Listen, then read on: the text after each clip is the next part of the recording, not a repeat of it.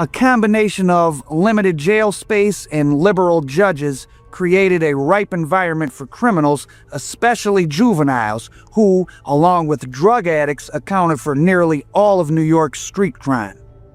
I call you there, you step out and give me a ride for it. New York City jails are usually full of men and boys waiting for trial, mainly on charges of street crime or drug offenses. Last year, the police arrested about 100,000 men and women, but only 3,000 were convicted and sentenced to prison. The rest go free one way or another, and the police complain that they're arresting the same people over and over again. This is headquarters for the 41st Precinct on Simpson Street in the South Bronx. The policemen who work here call their station house Fort Apache. Police officials have tried to discourage the name, but its use persists among the men because it expresses their sense that they are surrounded by violence. The 41st is one of the most violent precincts in the city.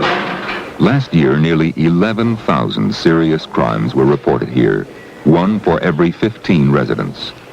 4,000 people were assaulted, robbed, raped, or murdered. A few minutes past 7 on the evening of Saturday, February 3rd, this young man came into the station house with a stab wound in the shoulder. He just walked up to you and stabbed you after you asked him for a dime? Yeah, after he asked me for the gift. He was male Hispanic? Huh? He was Hispanic? Spanish. Yeah. About how old was he? I don't know. Approximately. In his 18, teens? 19, yeah. How tall was he? I don't know his height. I don't know much about that. Okay, Richard. Have a seat. We have an ambulance on the way. They'll take you down to the hospital and get you patched up.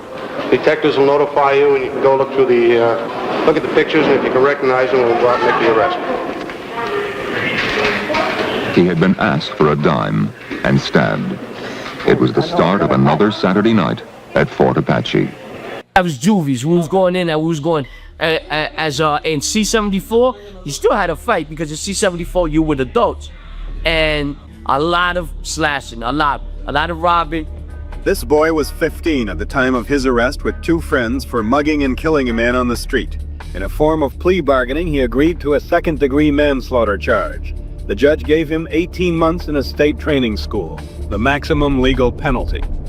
The thousands of juveniles who are handled by our system of justice often find themselves in an overcrowded jungle.